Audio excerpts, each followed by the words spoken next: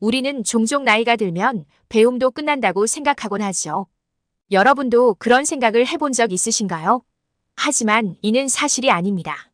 마리 퀴리는 늦은 나이에도 배움을 멈추지 않고 인류 역사에 길이 남을 위대한 업적을 남겼습니다. 그 비결은 바로 끊임없는 배움과 도전에 있었습니다. 오늘은 그녀의 이야기와 함께 나이가 들어서도 계속해서 배우고 성장해 나가는 놀라운 사례들을 여러분과 나누고자 합니다. 70대에 대학에 입학한 할아버지, 새로운 기술을 배워 손주들과 더 가까워진 분들의 이야기를 통해 나이는 숫자에 불과하다는 것을 직접 확인하실 수 있을 겁니다. 여러분도 새로운 배움의 첫걸음을 내디딜 준비가 되셨나요? 나이는 결코 배움의 끝이 아닙니다. 오늘 함께 그 첫걸음을 시작해 봅시다. 연구에 따르면 새로운 것을 배울 때 우리의 뇌는 계속해서 성장하고 변화합니다. 신경세포들 사이에 새로운 연결이 만들어지며 뇌는 나이가 들어도 계속 발전할 수 있죠. 이는 알츠하이머와 같은 노화 관련 질환을 예방하는 데 큰 도움이 됩니다. 꾸준히 학습하고 새로운 경험을 쌓을수록 우리의 뇌는 더욱 건강해질 수 있습니다. 배움은 단순히 뇌를 건강하게 유지하는 것뿐만 아니라 우리의 사회적 관계에도 중요한 영향을 미칩니다. 예를 들어 디지털 기술을 배우면 손주들과 더욱 쉽게 소통할 수 있고 세상과의 연결도 강화됩니다. 이런 소통은 우리가 소외감을 느끼지 않도록 도와주며 더 활기찬 삶을 가능하게 합니다. 에티켓 전문가로 잘 알려진 주디스 마틴, 미스 매너스는 70대에도 여전히 새로운 에티켓을 배우고 가르치고 있습니다. 그녀는 나이는 숫자에 불과하고 배움은 내 삶을 계속해서 풍요롭게 한다고 말했죠. 그녀의 이야기는 우리에게 새로운 도전이 얼마나 가치 있는지를 다시 한번 일깨워줍니다. 새로운 배움은 우리의 삶에서 가장 중요한 기회입니다. 나이가 들었다고 해서 배움을 멈출 필요는 없습니다. 언제나 새로운 지식과 경험을 통해 성장할 수 있는 기회는 존재합니다. 그리고 그 기회를 놓치지 않을 때 우리의 삶은 더욱 풍요로워질 것입니다. 미국의 한 연구에 따르면 2019년 기준으로 65세 이상의 학생들이 대학에 입학한 비율은 약 8%에 달합니다. 이는 10년 전과 비교해 2배 이상 증가한 수치입니다. 한국에서도 비슷한 흐름이 나타나고 있습니다. 많은 분들이 평생 교육을 통해 자신이 원하는 전공을 선택하고 새로운 경험을 쌓고 있습니다. 또 다른 예로 한 대학에서 2022년에 실시한 조사에 따르면 70대 이상 학생들이 전년 대비 15% 증가했다고 합니다. 이들은 주로 인문학, 예술, 정보기술 분야를 전공하며 주간 수업에 참여하거나 온라인 강의를 통해 학습하고 있습니다. 이처럼 다양한 분야에서 새로운 도전을 하며 활발한 삶을 살고 있는 분들이 많다는 점은 주목할 만합니다. 이런 배움의 열정은 단순히 지식을 쌓는 데 그치지 않습니다. 새로운 세대와 소통하고 그들의 경험을 나누며 세대 간의 유대감을 형성하는 데 기여하고 있습니다. 이는 사회 전반에 긍정적인 영향을 미치는 중요한 요소입니다. 여기서 제가 소개할 이야기는 이상복 할아버지라는 가상의 주인공입니다. 그는 70대 중반에 대학에 입학하여 컴퓨터 공학을 전공하기로 결심했습니다. 평생 공무원으로 일하며 가족을 부양해온 그는 은퇴 후 새로운 도전이 필요하다고 느꼈고 어릴 적부터 가지고 있던 공부에 대한 열망을 이루기 위해 다시 학업에 뛰어들었습니다. 대학에 입학한 이상복 할아버지는 처음에는 모든 것이 낯설고 힘들었지만 그는 매일같이 도서관에 가서 열심히 공부했습니다. 전공 과목인 프로그래밍과 데이터베이스 수업은 특히 어려웠지만 그는 포기하지 않고 꾸준히 노력했습니다. 학업을 통해 자신감이 붙자 그는 학급 친구들과 함께 스터디 그룹을 만들어 공부하며 새로운 친구를 사귀기도 했습니다. 할아버지는 수업을 듣고 배운 내용을 바탕으로 작은 앱을 개발하는 프로젝트에 참여하게 되었고 그 과정에서 젊은 친구들과 협력하며 세대 간의 교류를 경험했습니다. 그는 학습이란 단순히 지식을 얻는 것이 아니라 사람들과의 관계를 쌓고 세상과 소통하는 방법이라고 말했습니다. 이러한 경험은 그의 삶에 큰 활력을 불어넣어 주었고 졸업식에서 최우수 학생으로 선정되기도 했습니다. 이상복 할아버지의 이야기는 현실에서 실제로 존재하는 많은 사례를 통해 각색한 것입니다. 우리에게 나이가 들어도 계속 배울 수 있고 삶을 풍요롭게 만들 수 있다는 강력한 메시지를 전해줍니다. 결국 나이는 새로운 배움의 시작일 뿐입니다. 우리 모두가 그 가능성을 믿고 배움의 여정을 계속 이어나갈 수 있다는 점을 기억했으면 합니다. 전 세계적으로 아주 유명한 사례를 살펴봅시다. 여기 배움의 중요성을 누구보다 강력하게 증명한 한 인물이 있습니다. 바로 마리 퀴리입니다. 마리 퀴리는 과학사에서 가장 위대한 업적을 남긴 인물 중 하나입니다. 그녀는 2번의 노벨상을 수상한 최초의 인물이자 유일한 여성 과학자죠. 하지만 그녀의 성공은 단순한 재능에서 온 것이 아니었습니다. 끊임없는 배움에 대한 열정이 있었기 때문에 가능했죠. 라듐과 폴로늄을 발견하며 방사능이라는 개념을 세상에 알린 것은 그녀의 오랜 연구와 배움의 산물이었습니다. 이 연구는 의학에서 방사선 치료법을 개발하는 데 기초가 되었고 과학 전반에 혁신을 가져왔습니다.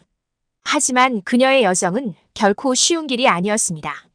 마리 퀴리는 30대 후반이 되어서야 독립적인 실험실을 가질 수 있었고 그 이전에는 재정적 어려움과 성차별이라는 장벽을 마주해야 했습니다. 연구를 위해 필요한 장비를 구할 수 없을 때 직접 실험 도구를 만들기도 했습니다. 그럼에도 불구하고 그녀는 한 번도 배움을 멈추지 않았습니다. 특히 방사능의 존재를 증명하기 위해 밤낮으로 실험에 몰두했던 마리 퀴리의 모습은 배움에 대한 진정한 열정을 보여줍니다. 당시 방사능의 위험성조차 제대로 알려지지 않았음에도 그녀는 위험을 무릅쓰고 연구를 이어갔습니다. 그녀의 연구가 의학, 물리학, 화학 분야에 얼마나 큰 변화를 가져왔는지 생각해보면 그녀의 배움은 단지 개인의 성공을 넘어 인류에게 엄청난 선물이 되었음을 알 수 있습니다. 나는 내가 할 수 있는 일을 했을 뿐이다. 마리 퀴리가 남긴 이 말은 배움과 도전의 가치를 다시 한번 상기시켜줍니다. 나이와 상황을 불문하고 우리는 계속해서 새로운 것을 배울 수 있고 그 배움은 우리의 삶뿐만 아니라 세상에도 큰 영향을 미칠 수 있습니다. 우리도 마리 퀴리처럼 나이에 구애받지 않고 새로운 도전에 나설 수 있습니다. 이번엔 새로운 기술을 배우는 분들에 대해 이야기해 보겠습니다. 현대 사회에서 기술의 발전 속도는 정말 빠르죠. 이런 상황에서 새로운 기술을 배우는 것은 매우 중요한 일이 되었습니다. 여러분은 어떤 기술을 배우고 싶으신가요? 통계에 따르면 현재 60세 이상의 분들 중 약 73%가 스마트폰을 사용하고 있으며 그중 45%가 소셜미디어를 통해 가족 및 친구들과 소통하고 있다고 합니다. 이러한 수치는 시니어들이 기술을 배우고자 하는 강한 의지를 보여줍니다. 이제는 단순히 젊은 세대만이 기술을 배우는 것이 아니라 시니어들 또한 이를 통해 삶의 질을 향상시키고 있습니다. 예를 들어 서울의 한 노인복지센터에서는 시니어들을 위한 디지털 교육 프로그램을 운영하고 있습니다. 이 프로그램은 스마트폰 사용법, 인터넷 서핑, 소셜미디어 활용 등을 가르치며 참여자들은 이러한 기술을 통해 새로운 세상과 연결되고 있습니다. 한 참여자는 처음에는 어려웠지만 배워가면서 세상이 더 넓어지는 느낌이 들어 정말 기뻐요라고 말했습니다. 이러한 변화는 단순한 기술 습득을 넘어 그들의 일상에 큰 긍정적인 영향을 미쳤습니다. 특히 70대의 한 할아버지는 손주들과의 소통을 위해 스마트폰 사용법을 배우기 시작했습니다. 그는 처음에는 많은 어려움을 느꼈지만 점차 새로운 기능들을 익히고 손주들과의 영상 통화를 통해 소통의 기쁨을 느꼈습니다. 이렇게 쉽게 연락할 수 있다는 것이 정말 신기해요. 라는 그의 말은 그 과정에서 얻은 기쁨을 잘 보여줍니다. 또한 어떤 시니어들은 프로그래밍과 같은 전문적인 기술을 배우기 위해 지역사회의 강의를 수강하기도 합니다. 이들은 새로운 기술을 배우면서 자신감이 높아지고 사회적 관계도 확장되고 있습니다. 예를 들어 한 할머니는 프로그래밍 수업을 듣고 나서 자신만의 웹사이트를 만드는 목표를 세웠습니다. 이 목표를 이루기 위해 꾸준히 노력하며 주변 사람들에게도 긍정적인 영향을 미치고 있습니다. 이런 사례들은 새로운 기술을 배우는 것이 단순히 기능적인 필요를 충족하는 것이 아니라 시니어들에게 삶의 활력과 사회적 연결을 가져다 준다는 점을 보여줍니다. 기술을 배우며 얻는 성취감과 자신감은 그들이 노년기를 더욱 즐겁고 의미 있게 보낼 수 있도록 도와줍니다. 이제 배움이 우리 삶에 미치는 또 하나의 중요한 측면을 세부적으로 살펴봅시다. 배움이 단순히 지식의 축적을 넘어서 우리 뇌와 몸에도 엄청난 변화를 가져올 수 있다는 사실 알고 계셨나요? 연구에 따르면 새로운 지식을 꾸준히 배우는 것이 뇌의 노화를 늦추는 중요한 방법 중 하나입니다. 나이가 들수록 우리 뇌는 신경세포 간의 연결이 약해지면서 인지 기능이 저하되기 쉬운데요. 그런데 새로운 것을 배우고 활동적으로 사고하면 뇌는 새로운 시냅스를 형성하고 기존의 연결을 강화합니다. 즉, 뇌는 계속해서 성장하고 발전할 수 있다는 것이죠. 한 연구에서는 활발하게 배움을 지속한 사람들이 알츠하이머 같은 노화 관련 질병의 발병을 현저히 늦추는 것으로 나타났습니다. 새로운 기술을 배우거나 언어를 익히는 활동들은 뇌를 자극하고 신경망을 더욱 촘촘하게 만들어줍니다. 이러한 뇌의 활동성은 기억력과 문제 해결 능력을 강화할 뿐만 아니라 노화로 인한 인지 저하를 늦추는 데 큰 도움이 됩니다. 또한 배움은 우리의 정신 건강에도 매우 긍정적인 영향을 미칩니다. 특히 그림 그리기나 악기 배우기 같은 창의적인 활동을 시작한 시니어들이 치매 예방 효과를 경험한 사례들이 많이 있습니다. 최근 한 연구에 따르면 피아노나 기타를 배우기 시작한 70대 분들이 몇 년 후에도 인지 기능이 또래에 비해 훨씬 더 잘 유지되었다는 결과가 나왔습니다.